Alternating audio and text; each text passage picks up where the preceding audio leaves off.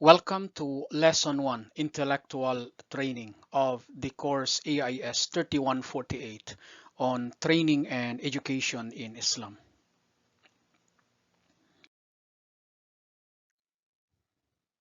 Bismillahir Rahmanir Rahim.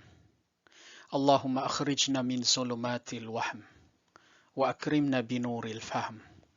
Allahumma aftah alayna abwaaba rahmatik وانشر علينا خزائن علومك برحمتك يا أرحم الراحمين والحمد لله رب العالمين.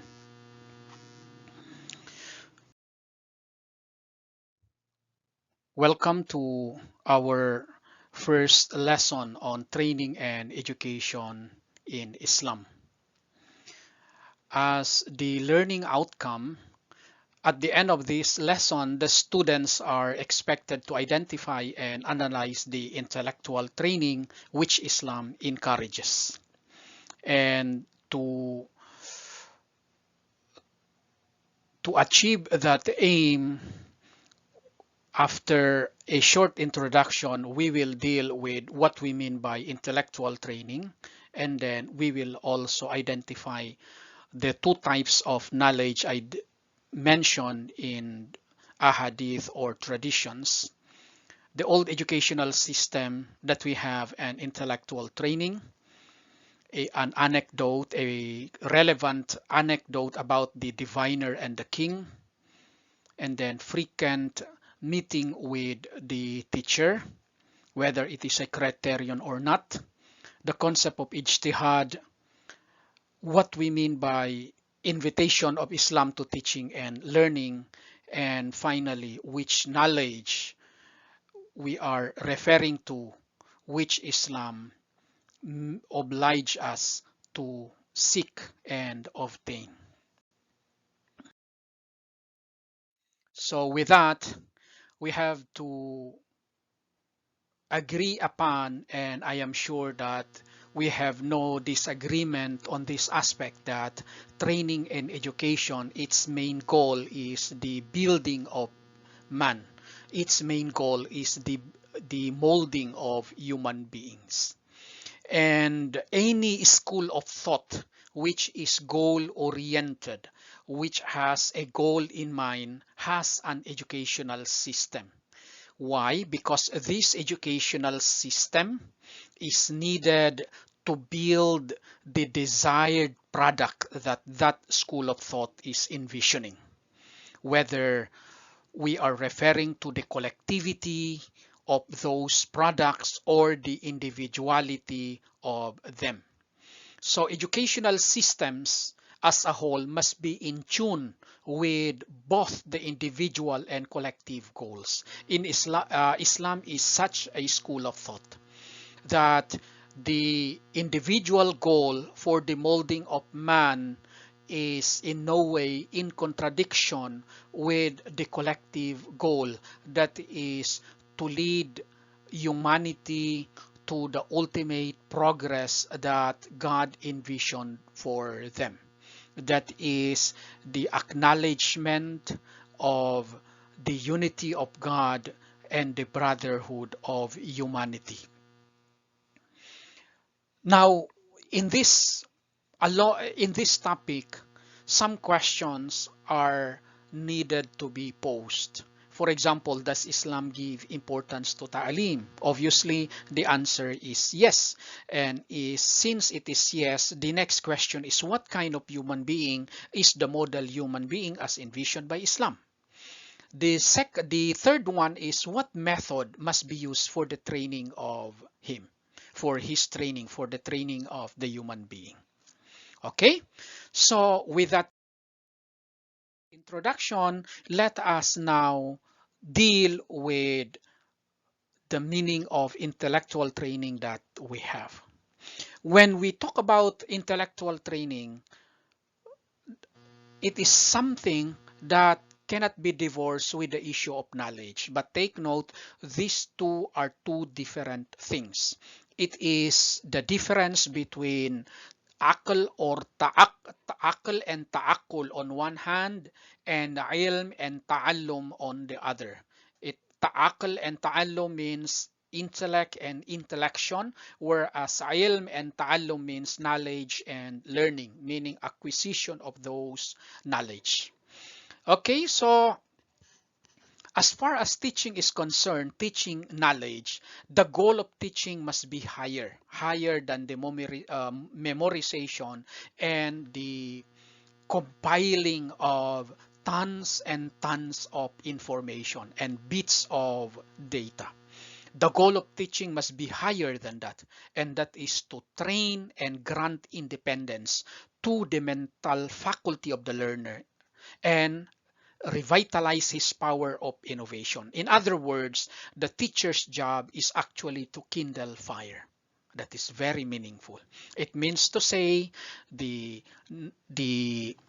purpose of the teacher is not just ta'allum, but also to train the students to engage in ta'akkul, that is intellection. Okay, having said that, let us now deal with the two types of knowledge mentioned in some traditions. Al-ilmu ilman. In other traditions, al-aqlu aqlan. That is to say, knowledge is of two types, or intellect is of two types. These are the two types of knowledge mentioned. One is matbu, ilmun matbu, and the others is ilmun masmu. That is the absorbed knowledge and the heard knowledge. When we say about absorbed knowledge, we are referring to the natural talents that we have. That even without the teacher, a certain person has certain skills and talents which are inherent in him or her. The other type of knowledge is what we call as heard knowledge or learned acquired knowledge that we have, meaning this is the kind of knowledge that we have learned from from our environment, that we have learned through experience, that we have learned from our parents, that we have learned from our immediate family members and friends, we have learned from our teachers and mentors. These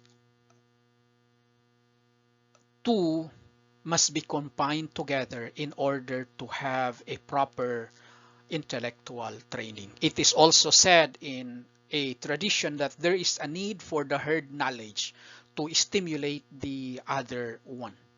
It means to say that the natural talent that we have is not enough. The intellectual training that we must undergo must be such that these endowed talents and skills that we have must be stimulated. They must be awakened. They must be polished. They must be honed. In relation to this, for example, we have heard certain cases wherein a student is considered dull, slow learner, and then when he transfers to another school, or when another teacher or another set of teachers start to teach or train him or her, then all of a sudden we are surprised to know that he or she is showing something that is opposite of what he was or what she was before.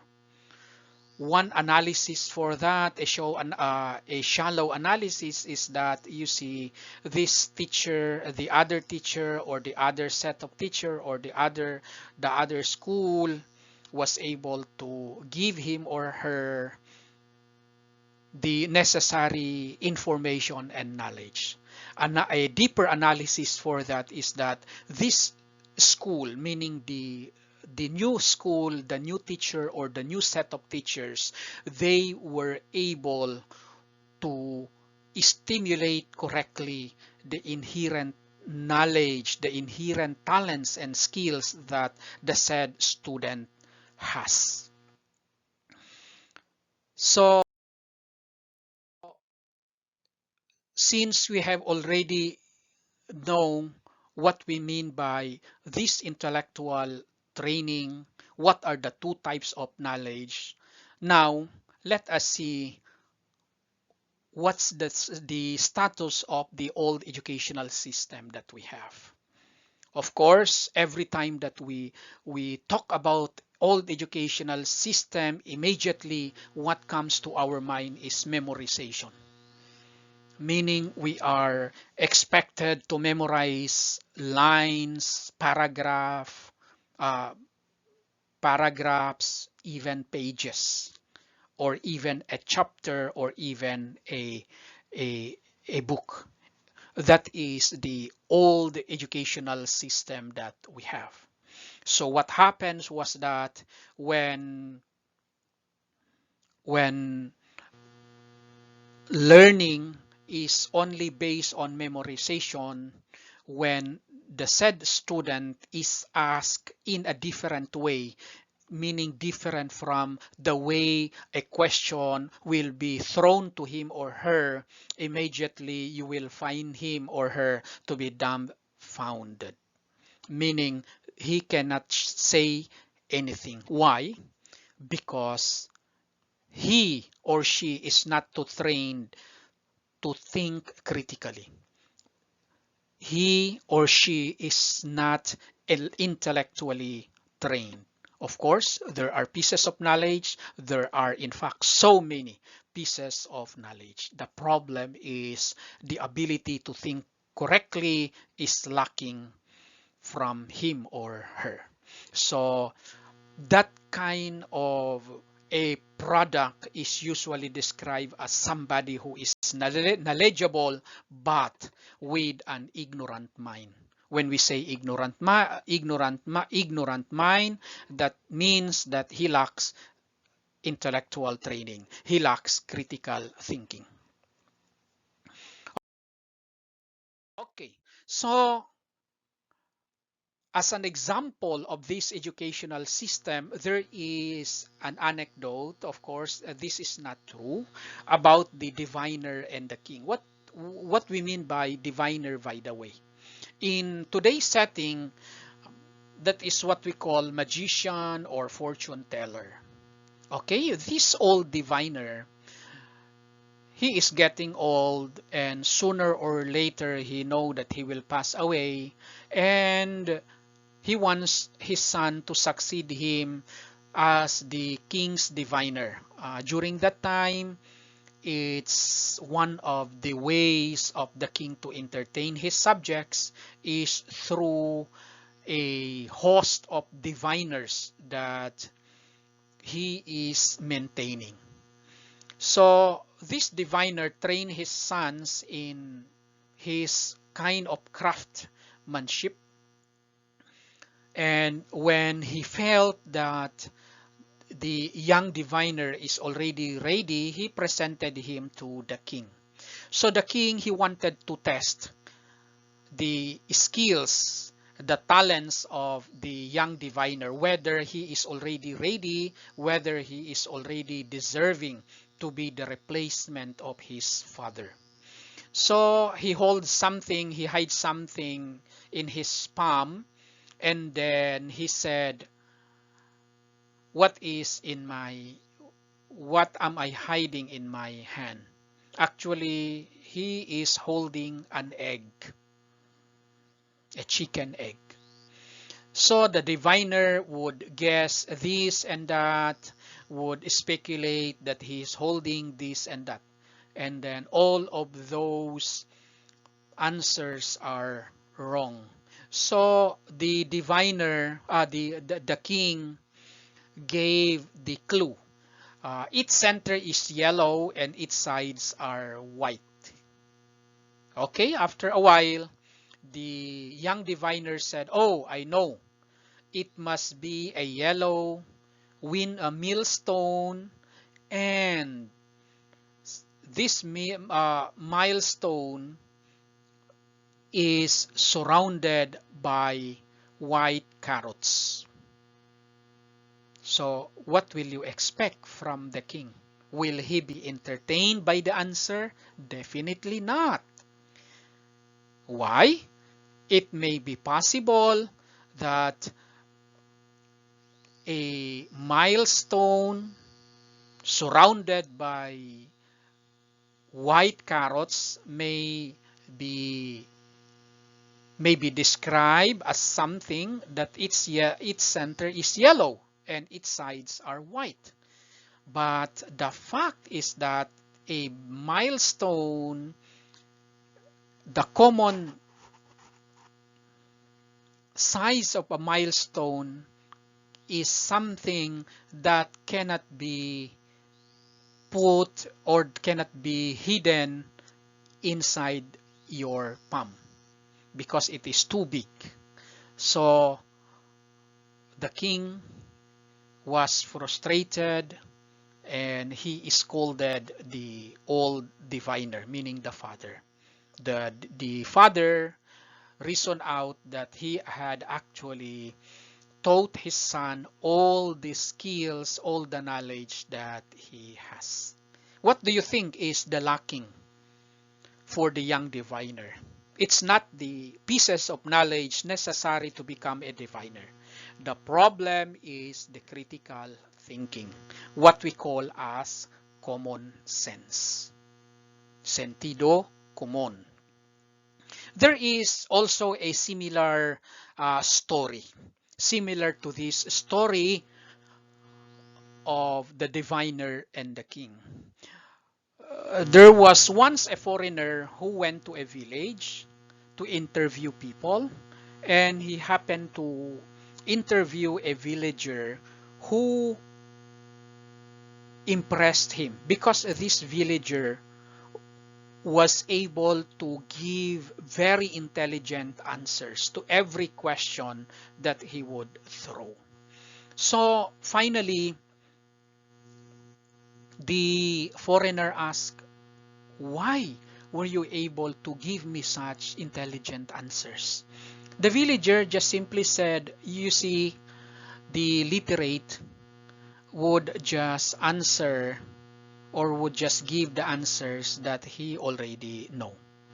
In my case, since I am illiterate, then I have to think, I have to use my mind in order to give answer to you, in order to satisfy your query." So finally, the villager said that because of that, in my opinion, thinking is far better than literacy.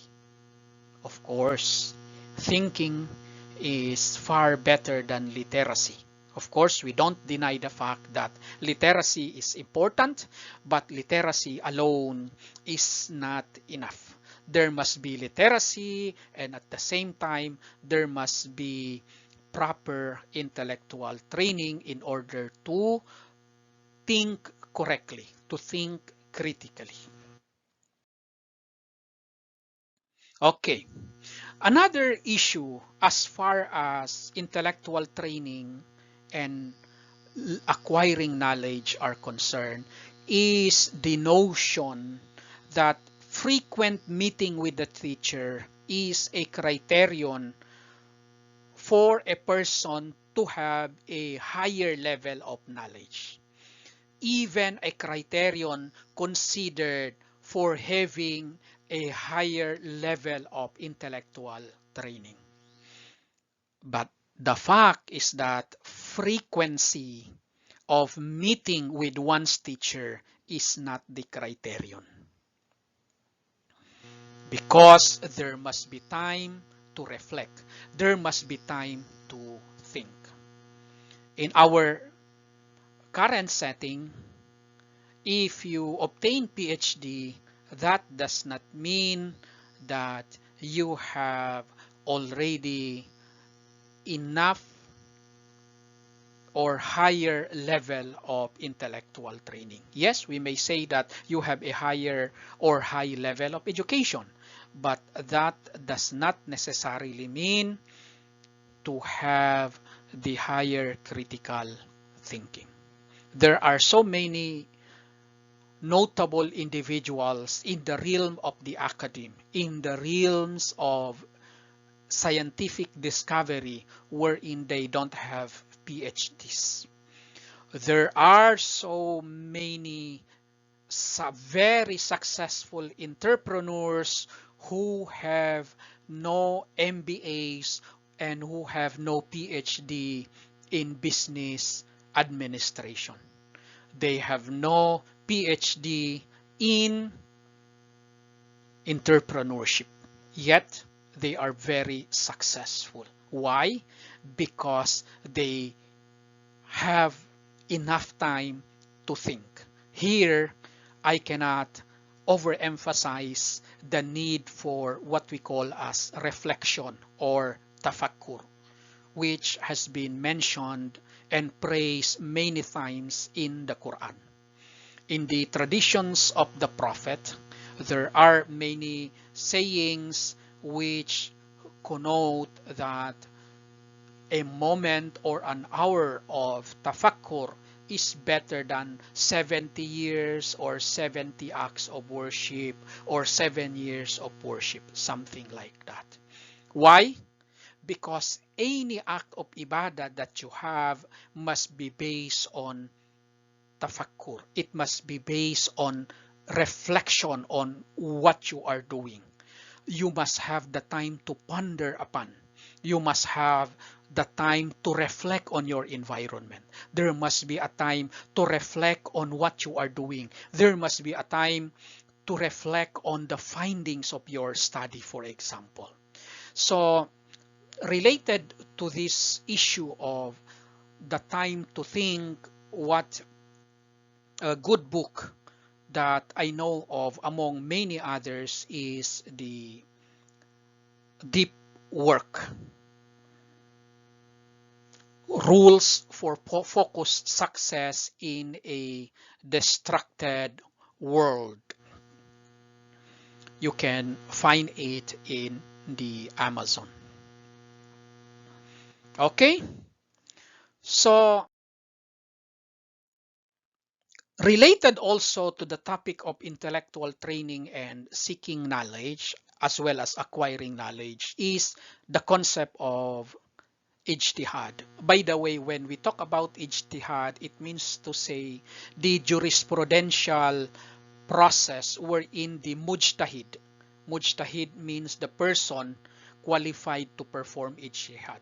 So it is the process wherein the mujtahid would deduce rulings, meaning fiqhi, jurisprudential rulings from the basic sources of Islam.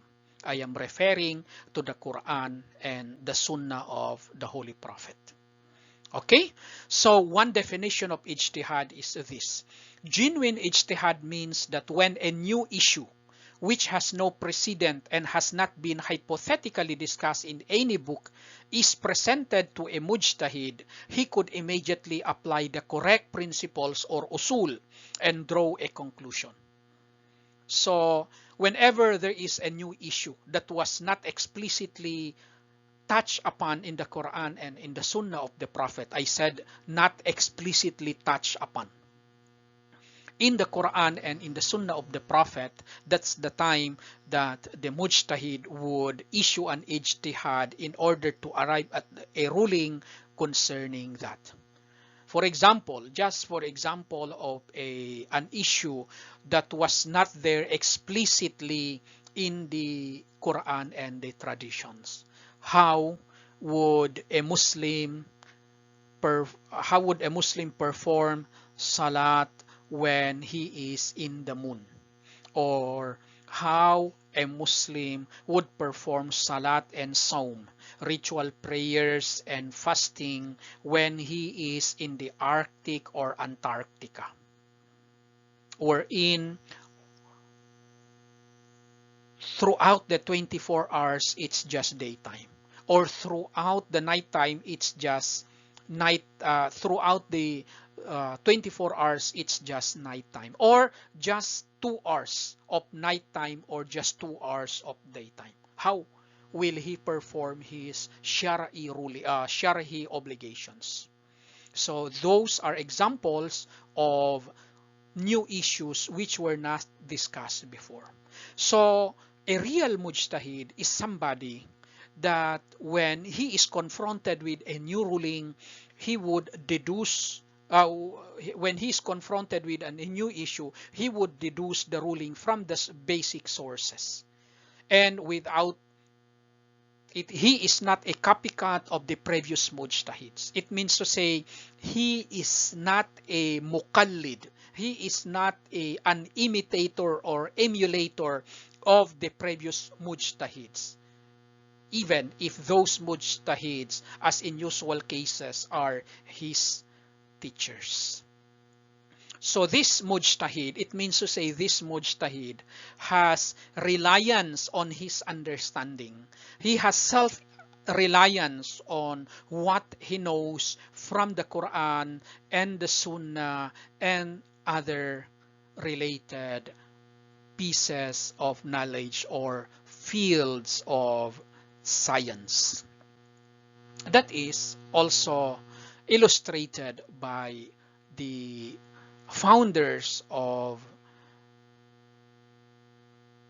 fiqh madhab. For example, the four Sunni schools of thought, the Hanafi, the Maliki, the Shafi'i, and the Hanbali. Hanafi is a student of a set of teachers such as Imam Ja'far as-Sadiq. Yet he was followed by certain people, and little by little that form a particular school of jurisprudence. The same with Maliki. Maliki was actually a student of Hanafi, but Maliki has a certain school of jurisprudence which later on were followed by a considerable number of people. And so with Shafi'i, who was also a student of Maliki, as well as Hanbali, who in turn was also a student of Shafi'i. Each of them, they were able to found a particular school of jurisprudence. It only shows that they have independence of thinking, they have independence as far as expression of views, jurisprudential views are concerned. Okay, so in general, that could also be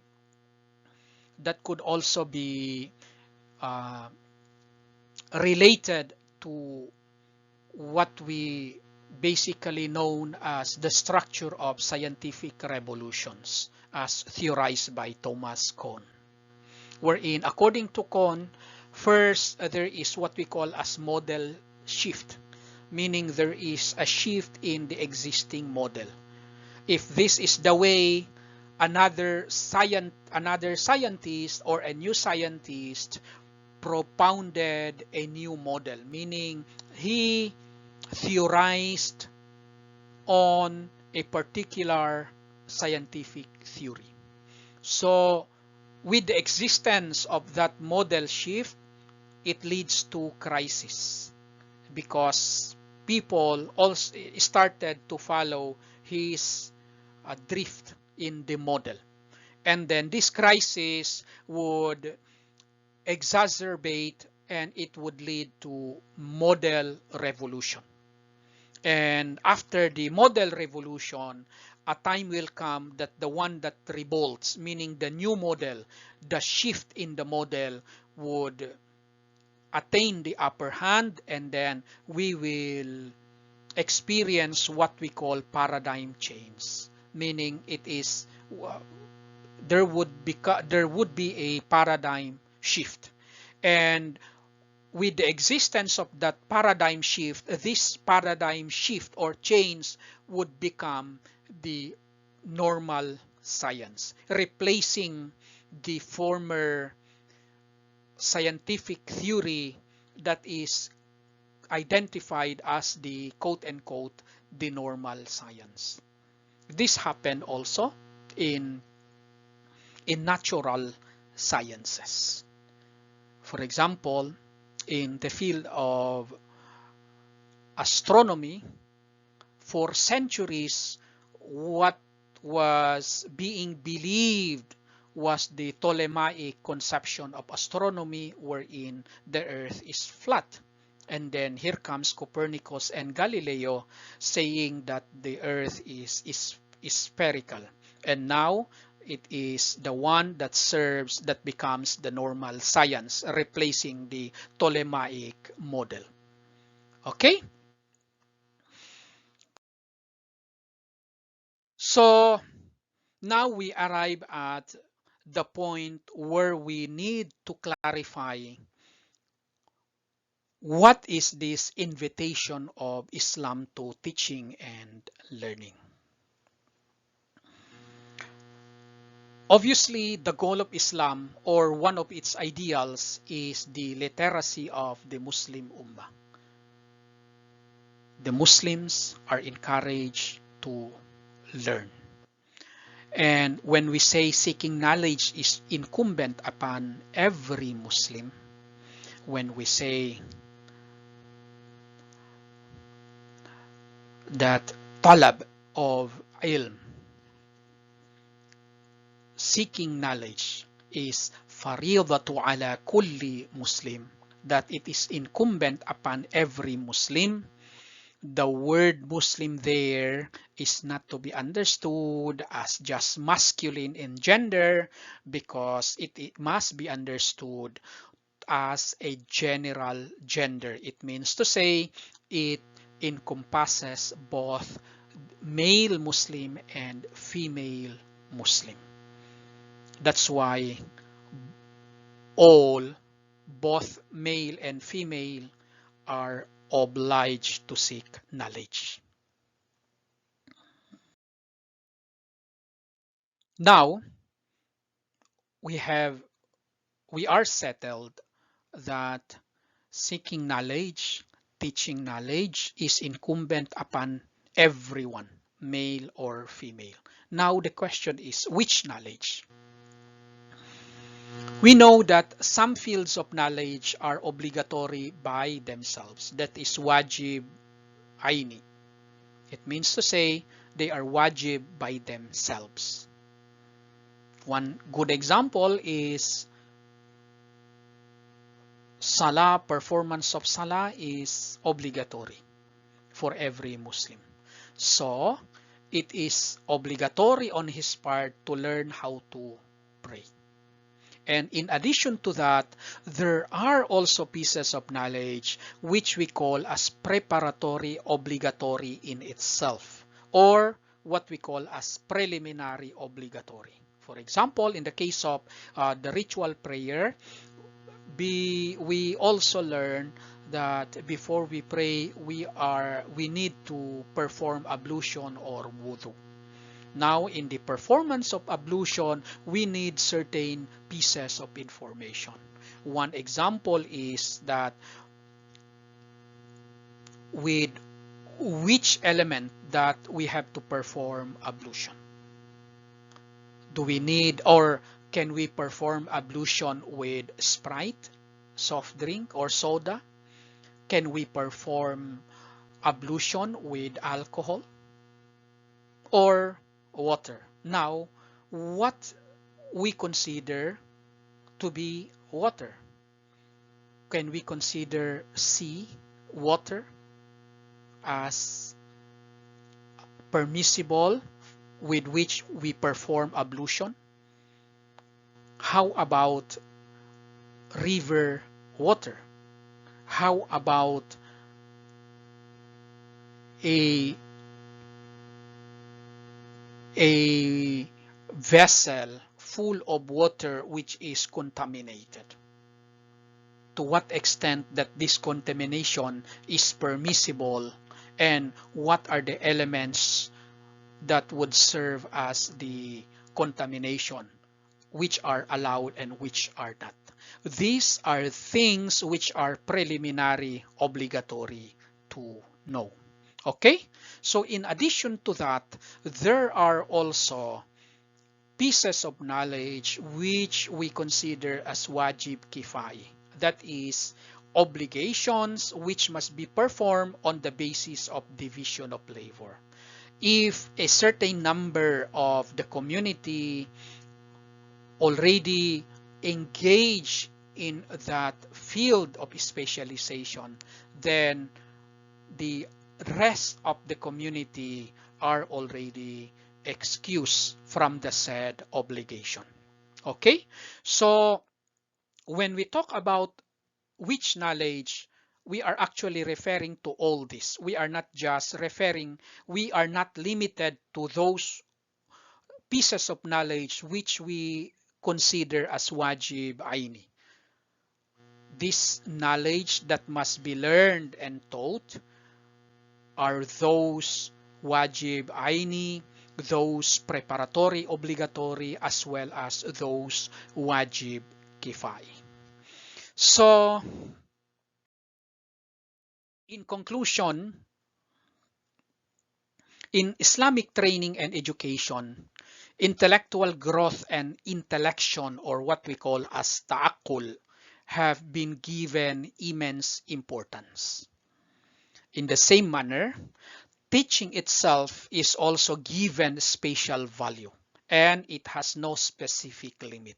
It is not just limited to wajib aini.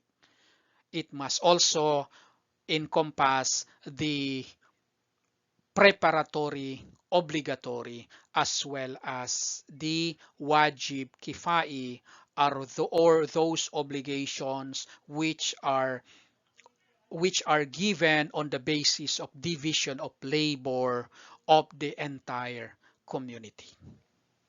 Okay, so